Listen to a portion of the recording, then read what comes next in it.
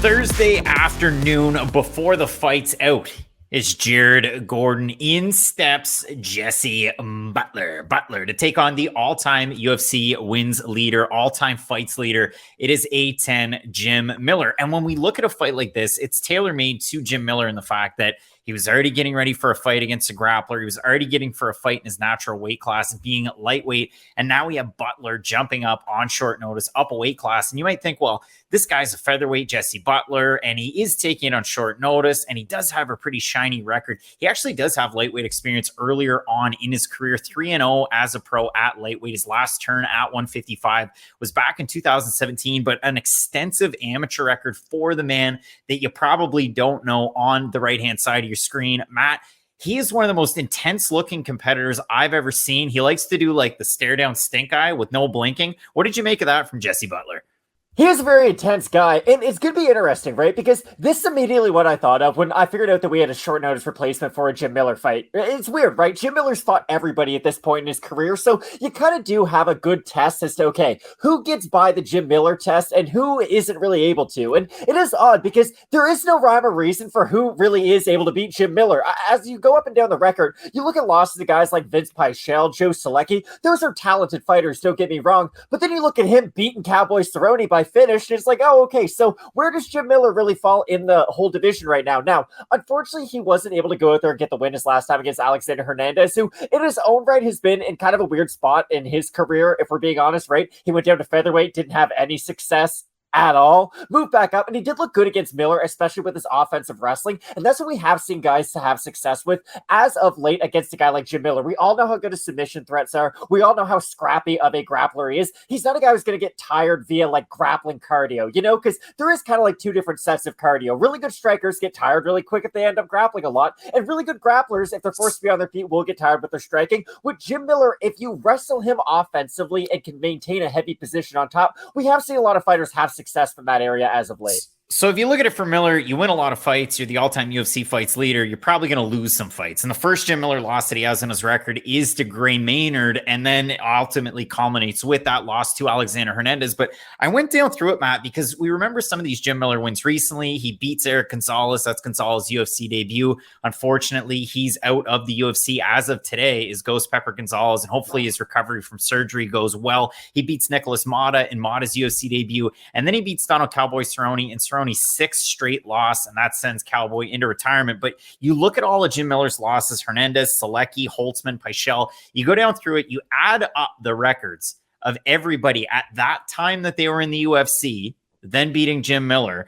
It's 113, 53, and 2 no contests. That makes it an average of 7 wins or 7.06 wins and 3.31 losses for those competitors.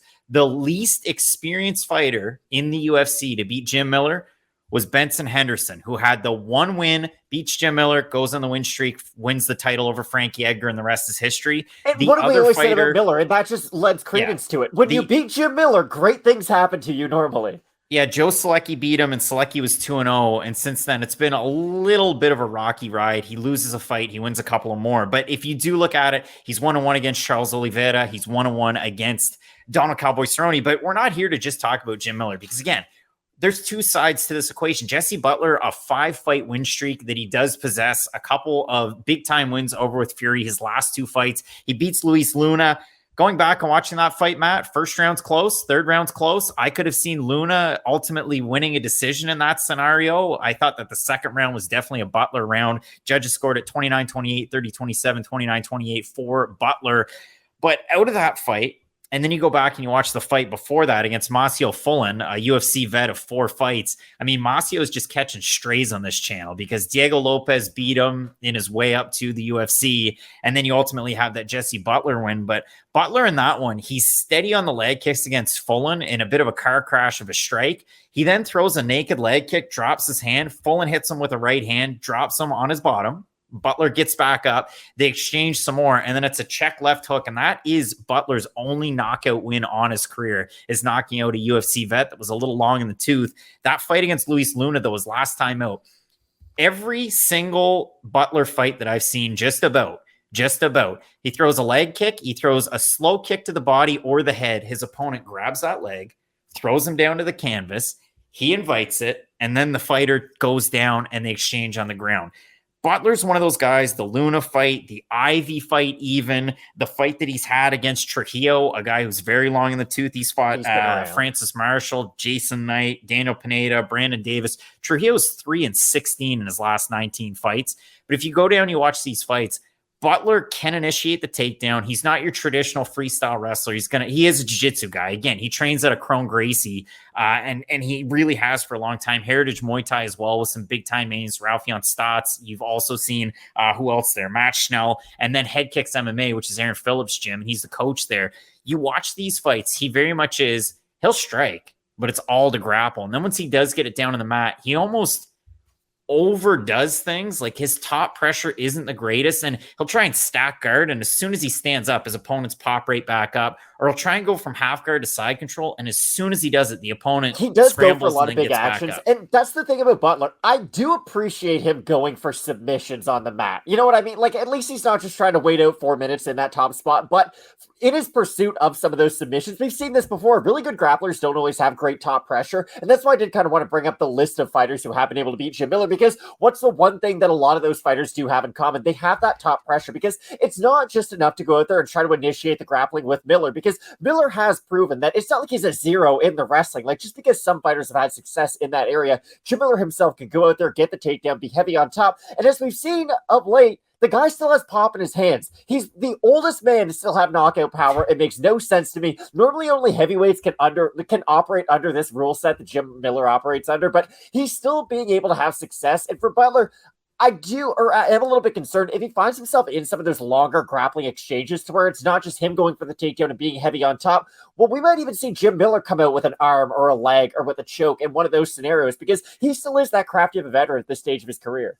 And I expect a little bit of striking out of a guy like Jim Miller. And again, as I mentioned it, for a guy like Butler, a lot of people kind of out there on the interwebs are talking about the fact that he has a pretty good gas tank. I was kind of disappointed the third round cardio out of him against Luna, but he did show some resolve in ultimately winning that third round. Again, I thought it was pretty chintzy. It was a tight fight. You see the fight that he has against Ivy, he gets really busted up in the nose, and then he ends up switching position. He's got really good scrambles, and in that fight, the purple belt submits the black belt. But you look at it for him, and I talk about the average records. 133 and 113 is his combined opponent record, and of the wins, it's 114 and 102. So it's not really the most polished record, but Jesse Butler definitely coming on strong right now. 5 straight wins, a big time amateur career. You got to watch out for the leg kicks. You got to watch out for some of those counter strikes, but it's all in the efforts of trying to get the fight up against the fence. He digs the underhooks, and then he goes for a lot of trip takedowns and a lot of body weight takedowns as well. He's not necessarily just like Chrome Gracie in any one respect, other than the fact that he's very forward thinking with his jiu-jitsu, and he's very, very strong in some of those scrambles. So it should be a good fight that way. Threw it out there to you guys on our Instagram page at Fight Night Picks for the total votes on that one. And I'll throw them up there on the screen, because as of right now, Matt, we taped this one Thursday night, not really the closest. It's 71% going with Jim Miller, 29% going with Jesse Butler, making that UFC debut. I have Jim Miller in this fight. Jesse Butler, he kind of does scare me in a way, because he will throw his right hand heavy, because, again, the jiu-jitsu is the forefront of the game. You did see that nice counter left hook that he was able to land in the exchange with Masio Fullen. You also saw him drop by that right hand that kind of came out of nowhere as he was landing one of those leg kicks. So I do like Jim Miller in this one. We have seen a progression of Butler striking from when he started his pro career to now training at some of those really good gyms, because he is ultimately a Louisiana native, and there's a lot of great fighters out of there. We already mentioned some of them. Obviously, Dustin Poirier's got a big fight coming up, so you got to mention that as well. But for me, I do like Jim Miller. We've seen him have success against the Gonzalez's. I thought Nicholas Mata was going to blow Jim Miller out of the water, and Miller knocks him out. So for me, I think Miller getting ready for a fight against Jared Gordon actually sets him up well for this fight, whereas John Castaneda getting ready for a completely different opponent against Muin Gafurov, and that's a short notice fight this week. That makes it all the more close in the Castaneda fight. So for me, again, I do have Jim Miller here. I've also got Jim Miller. There's something to be said for experience, and definitely experience at the highest level too. Like, I remember when Miller went on that 4-fight losing streak, and a lot of people thought it was kind of the end of the road for him too. And then you remember the names that he lost to, and it's like Dustin Poirier and Dan Hooker and Anthony Pettis, and you kind of remember, oh, there's really no shame in losing to any of those guys in the lightweight division. So I do have Miller in this contest because he really has been able to turn away a lot of these prospects. I'm not saying he does it every single time. He's not like, what? Not the Brita filters. What are the other filters that like talk bad about Brita during their commercials? It doesn't matter. I couldn't tell you, man. I'm not a water guy. Basically, my whole point is Jim Miller does let some guys through, right? But like we've said, a lot of these fighters, other than, Joe Solecki, Pichel didn't go on to do the greatest of things because he is in some vet v vet fights. But for the most part, if you beat Jim Miller, you kind of prove that you do deserve to be a guy in the division. So I do have Miller in this. I think he's going to show up. And like you said, him getting ready for a fight this weekend is probably going to be a big help too. Both of us going with A10 Jim Miller to get the win in the matchup on incredibly short notice. Let us know who you have down below in the comments section. Apologies for the hotel Wi-Fi where we might sound like the bad Transformers. See, I'm not a big Transformers guy, but it is all over the place. Yeah, exactly. You got it.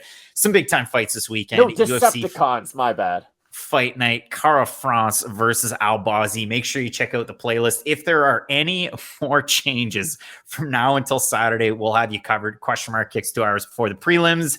Make sure you check out that show. You're going to want to keep it locked in with Fight Night picks, as we always say. Let's get into it. Let's get into it.